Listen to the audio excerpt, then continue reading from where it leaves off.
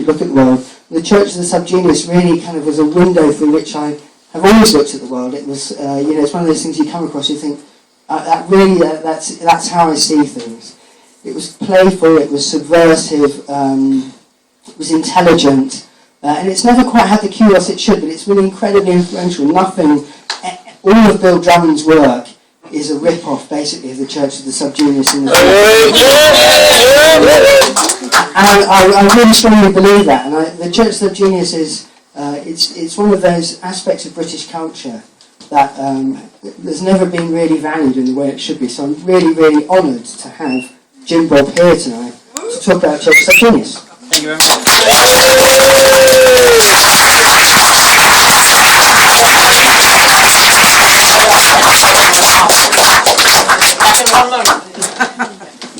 A small amount of theatricality.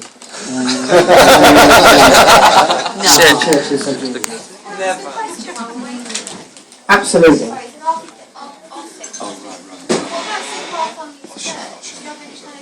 Well, the other thing to say is that idea of building, creating buildings that were based on biblical temples was not a odd thing to do. So Bartholomew's was done. There was also a church in Kent Town that Wellsbourne was built that was based on the ancient Greek temple of Nemesis as well. So it wasn't that odd thing to do.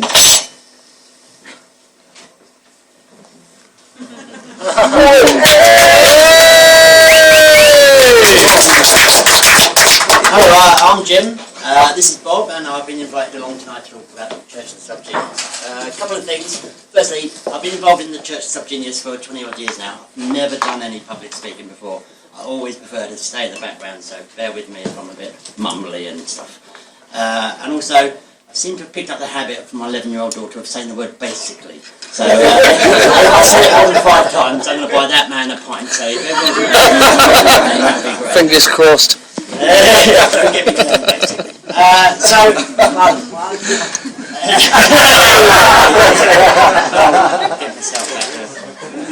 It's been a really interesting night tonight. I do feel, I don't know if I'm lowering the tone. It won't be the first time in my life that I've lowered the tone. We are a cult of mockers and blasphemers. We don't take ourselves seriously, and anyway, here we go. To give you some idea where this Church of Subgenius comes from, I was featured on TV years ago, and 3 days later I had this guy turn up, and he had some frizzy hair, and he was quite an eccentric type, and he said, "Oh, I'm really glad I found you."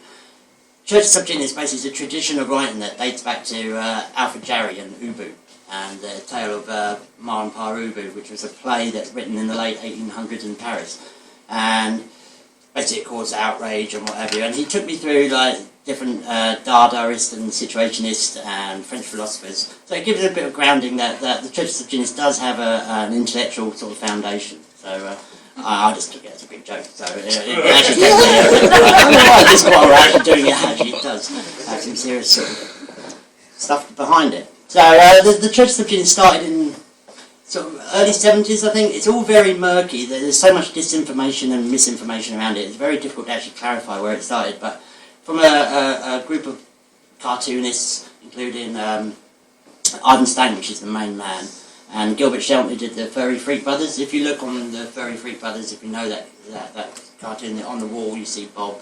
And it was the Church of the Eden Joke. They started writing pamphlets and material, and basically in 1979 the first book of Subgenius was published. Now, it's a real mishmash of like the Quran and the Bible and I'm okay, you're okay, and like a love of comic books. And I loved it, absolutely loved it. But so there's been a few books since, and there's other material to look into if you want to.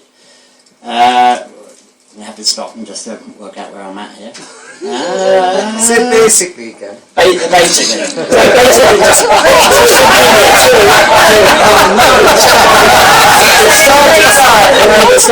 basically. Two more.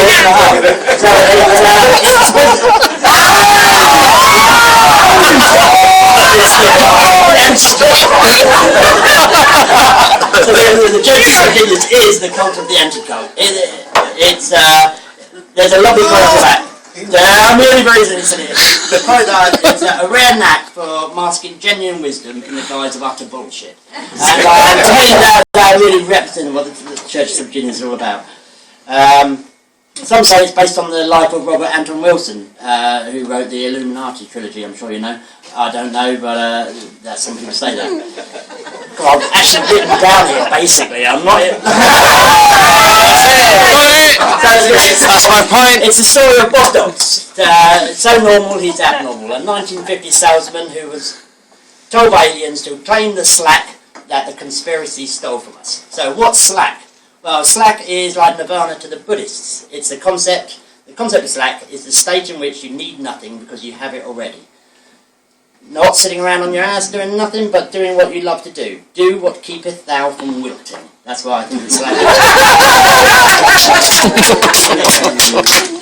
To me, it's more like going with the flow, taking time to enjoy life without worrying about things like anti-slack, things like money, mortgages, what to be seen and what to buy, what commodities that you think you need to actually be yourself.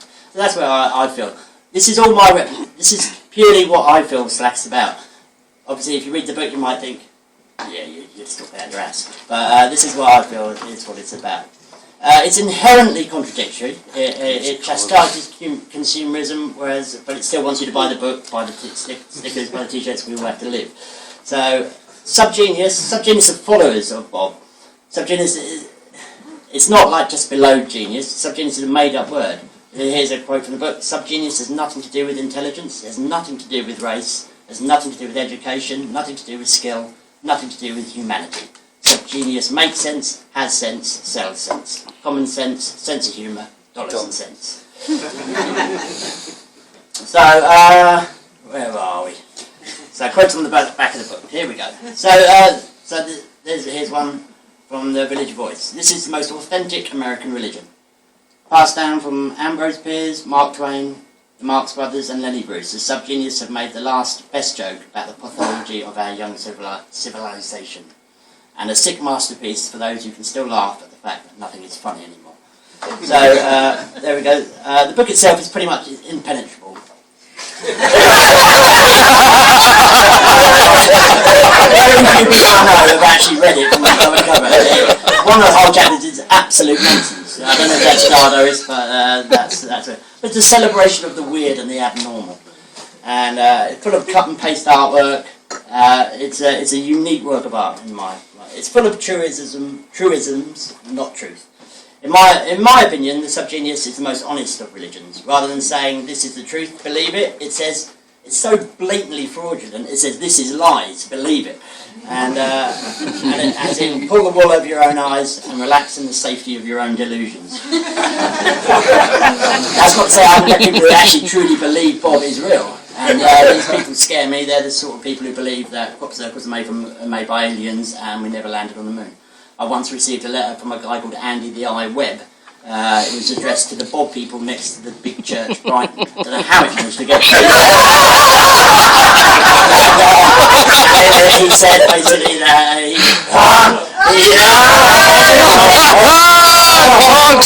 he said that he was in the doctors and in his mental institution didn't believe. He was telling them that a Bob existed, and for me to tell them that it was all true. And shamefully, I never actually responded to it.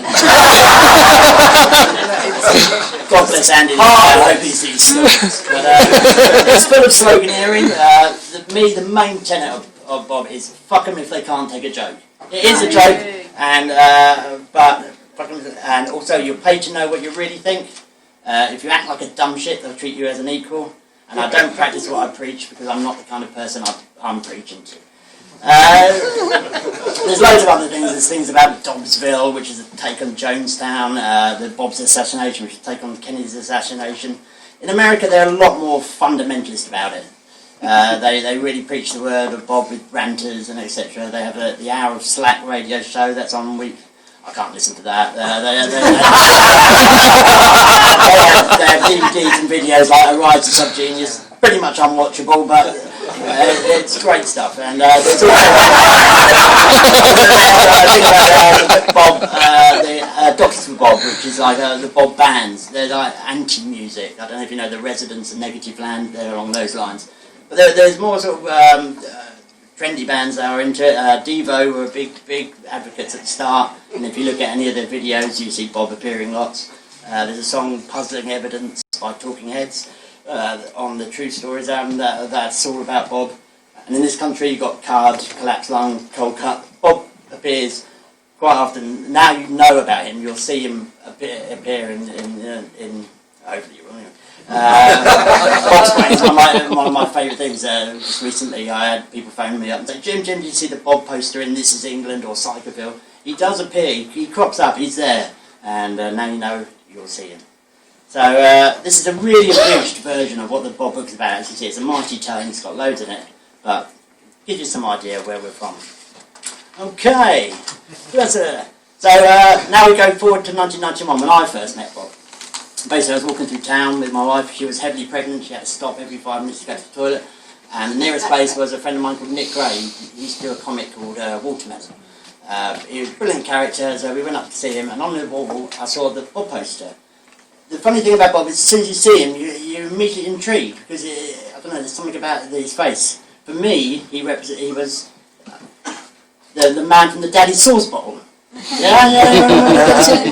For me, when I was young, that was my dad. He was so similar to my dad. I didn't know how Daddy Sauce knew that was my dad. So immediately I got intrigued, and it's like, Dad. So he told me about it.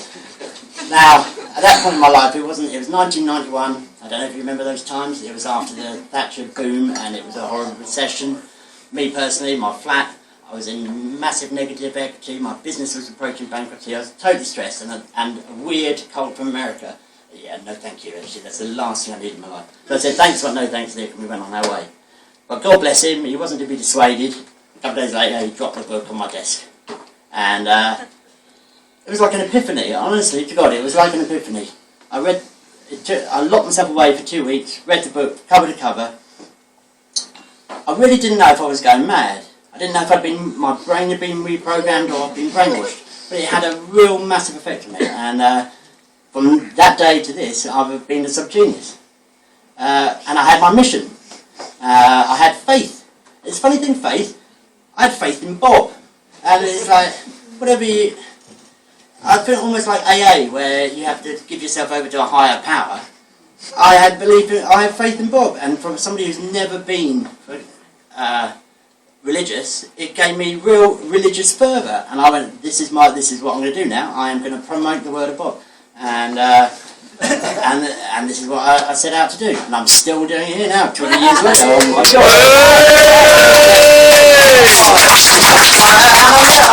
And honest to God, it really worked. I lost stress and I got slack. I quit my job. I quit my job. The flat keys we handed back. We started renting a flat. Just relaxed. And it was looking back on it now with a bit of hindsight, it was definitely the one thing I really needed in my life at that point. So, but I didn't want to preach it. I'm too English, I'm far too reserved. In America they go, yeah, boys, I can't do that. It's not my style. So, I wanted to get the image out there. And basically I felt if people needed to ask me what it was about, then they'd never really know. If you ask them, if you need to ask, people instinctively got it or they didn't. If you needed to ask, then I'm sorry, then you're not going to get it, and it doesn't matter what I'm going to say to you. You're just going to look at me like I'm some sort of cunt. So I gave everything up, and then I met Derek. Now Derek, bless him, he ran a shop in London called Big Jesus Crash Can, and he had his own printing place. That's what I used to do. I used to screen print. So we decided, Derek, he'd been commuting to London and got sick of fucking driving backwards and forwards, so let's move you to Brighton, let's get a workshop together. What I'll do is I'll work for nothing, money's really tight, and in return I can do all my Bob printed, the banners and the stickers and the t-shirts. So that's what we did. So we looked for a place and we found it in 50 Providence Place. Now if anybody of you know, it was originally known as Up Front Inc. and then later as BDI, but informally it was the Bob shop. And for 20 years, that was our base in Brighton. Absolutely, I can't begin to describe what a fantastic spot there up front where the Bob shop was. If anyone knows Brighton, we were right in the shadow of St Bartholomew's Church, and on one side we had London Road, the other side we had the Bartholomew's Church, London Road, and then a transsexual bar on the other side. So no one lived anywhere near it. We had no CCTV, and we had a 2,000 square foot workshop, and it was a beautiful place. On the New Year's Eve, 91, 92, we held a party. It was an era-defining party.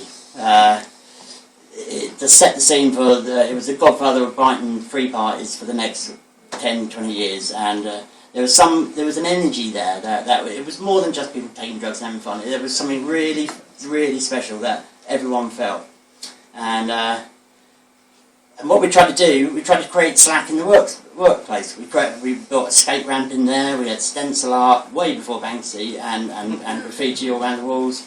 We had clothes makers. DJs come and used to play. It was a real community base, a real bubble. So we set out to promote Bob. Initially, we did sort of club nights. There was a night called Slack where we would, and then I did my night called Bob, where we would hand out sort of literature, Bob stickers, questionnaires. So we didn't want to convert people. We just wanted to put the Bob out there and say, if you wanted to get involved, if you wanted to know more, that's the image. There it is. Make up your own mind. And the sticker campaign. Apparently there was a chat. I don't know if it was at the Wellsbourne. I think it was more at the Catalyst Club about psychogeography, about changing your neighbourhood, your subtly for your own. And somebody suggested that the Bob stickers was a prime example of that. Basically, all advertisements, all shop signs, all road signs, everything with a face, basically. Stick a Bob face on it, and people would just notice it at the corner of their eyes. And, what's that? And it would intrigue people, rather than just sort of in their face. It would intrigue them and get people asking questions. What's this about? And I always found if you just did it slightly bigger than it should be, at a jaunty angle, that was the perfect way to get people interested. And people were intrigued. Some people thought it was a code for drug dealers. I don't know why that was. People are talking, and what's this all about? And it started to seep into Brighton consciousness. This is all at the time of the DIY culture as well, with make your own parties, make your own entertainment, and it was sort of like make your own God, make your own religion. It just fitted in, and it gave people a focus. And also at that time it was anti-ego, anti-celebrity, and basically it wasn't about me or anyone, it was about Bob, and that was the face. So it just seemed to really fit in for those times.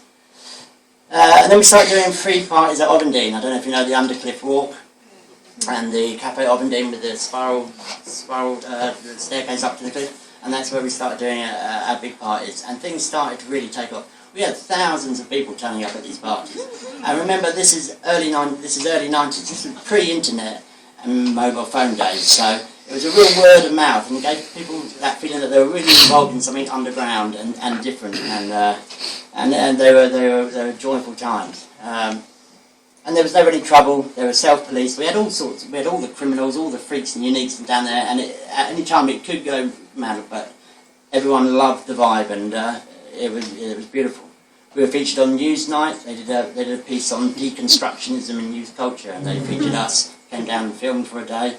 And they were great times, but it got too busy at the workshop. People were coming in all the time and asking us, and it was too distracting. So we set up our own shop, Bob Hope's. I should have been showing pictures all the way through. I was so excited.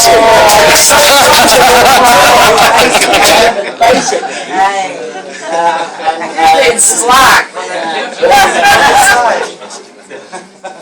Is that the one? Try next one. Okay, this is one of the stickers that we used to put up. This is a Frady Bob. It's not a normal Bob, it's a Frady Bob. Obviously, beware false prophets. It just seemed to fit in really well. That's one of the flyers we did for the club. That was wrapped around baked beans cans. This is the workshop where we were. This is my friend Zeb, brilliant artist. And that's Ovendene on the beach.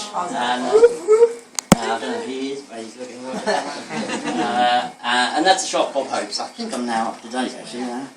So we set it up on a shoestring. And it was more of a public beacon, really, for like-minded people. Yeah, it wasn't to make money, but in there we sold shirts, stickers, paraphernalia, underground literature. It was a real community hub. This is so exciting times for Brighton. It truly had its own culture, quite like any other. It was like any other place in Britain.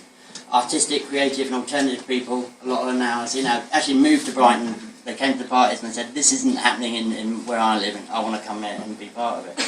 And Bob and Brighton went in hand. I think Brighton's tolerance, its bohemian attitude, meant it was the perfect place for slack. We were invited once to do something in Ipswich, and we went up there, and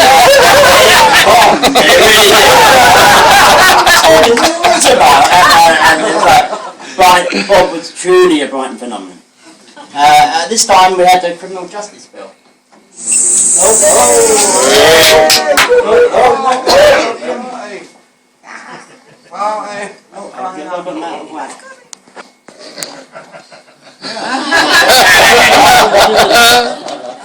I didn't do the criminal justice bill, but we were involved. There was a big squat at the old law courts, and Bob was involved in that. A lot of people got a bit funny about that. They thought we were jumping on a bandwagon. I don't know if anyone was around Brighton when the Temple of Psychic Youth got involved in the Dolphinarium campaign. And a lot of people were like, "Oh no, they're jumping on the bandwagon." No, they galvanised it. They actually focused it, and they got it shut down. And in the same way, Bob's involvement with the criminal justice campaign, we weren't trying to jump on anyone's thing. We just wanted to be involved in it, focus people's attention, and that's what we did. Other things happened in the shop, like the first Spring Festival was organised from the offices above. It was a real... And then Connie Dobbs appeared. Connie was like... A few of the girls were getting... Bob's a bit male-centric, so they wanted to get their own point of view, and they started Connie. In the Bob book, Connie is Bob's wife. They started their own nights and their own slogans. My favourite was, "Don't fuck them if they can't take a joke."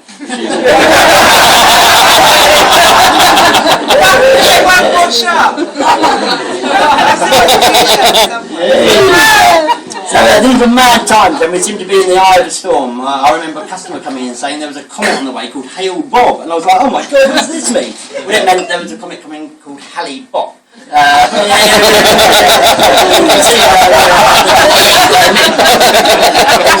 of a weird thing with life imitating art, when the Heaven's Gate cult in America, where they committed suicide to join the aliens who were apparently beyond the comet, and it was that kind of freaked me out a bit as well. And also, this was the time of Wacko with the Branch Davidians, so being involved in a weird cult from Texas, it was an odd time. I didn't. It all worked out well in the world. I'm still here, so it's great. But the worst thing that could happen with Bob if we became too popular. An in-joke's only funny if it was shared by a minority. So in the end, we started our own backlash, and we started producing our own anti-Bob campaign.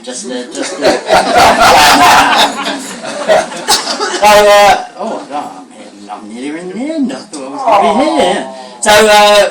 So we shut the shop and we concentrated on our own more one-off events. My partner in crime, Kev, the Rev Kev, he was involved. He was the main leading light in the dance parade. I don't know if anyone was around Brighton in the late 90s. Yeah. The dance parade, 30,000 people, 20 floats on Brighton Seafront. Absolutely fantastic time. I curated. I created the Life and Liberty Survival exhibition at the Phoenix Gallery. That was the highest ever visitors to the gallery. We were given the month of August, which anyone who knows galleries, that's the graveyard month. There's no students around, all the tourists on the seafront. But we still had 1,500 people come through. It's the highest ever turnout at a gallery. My favourite memory from that was this big bloke came in with his wife and kids. And went, look, pointed at the wall with Bob Party. Pulled his trousers and pants down and showed me this worst Bob tattoo I've ever seen. He'd come to one of the parties, had been so like, wow, it's amazing. I'd gone to a tattooist next day, do a tattoo. This is the sort of effect we had on people.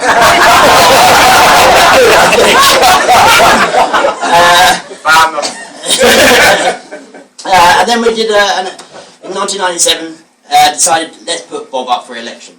It was so that's what we decided to do. Simply for the one, I didn't want a campaign, it was just for the moment of the Bob Dobbs, X amount of vote. I thought that would be a hilarious thing to do. So that's what we did. And just managed to get, you have to find 10 people who are registered to vote, and you have to find £500, and we managed to run around and get it all done just like 5 minutes before. The Green Party wanted to take me to court for fraudulently running for Parliament under a fictitious name. Oh yeah, if you sit, as long as you're otherwise known as something, and that, oh, I am otherwise known as Bob, then that's fine. But it's also the Monster Raven Looney Party. So, but that's really, I got 96 votes. But the quarter of an hour on that night was the best quarter of an hour of my life. I was on stage, and we had a little hardcore of people, because it was about 2 in the morning, so I was chanting Bob, and then, I don't know if you know the Dome, there's about 1,000, 2,000 people. Within a minute, the whole of the auditorium are just chanting Bob. I got 96.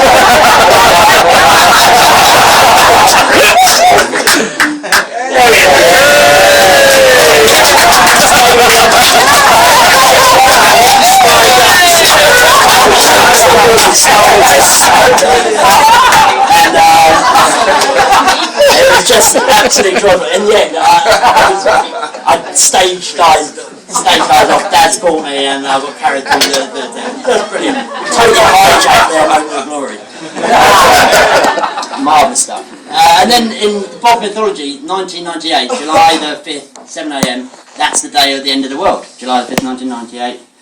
Didn't happen, you might have noticed. But, so we decided to set up a party at Ovendene for to celebrate the end of the world.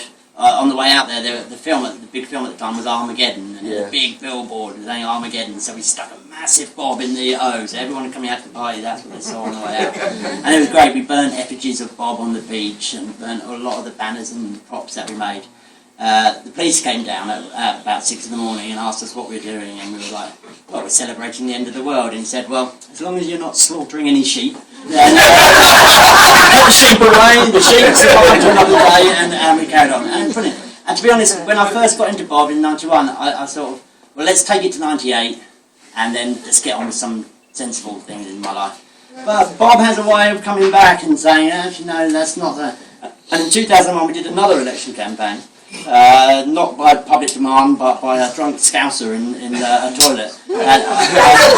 Seriously, this guy called Jeff, I'd met him once before, which was 4 years previous at the Dome. He introduced himself as Ronnie Biggs, and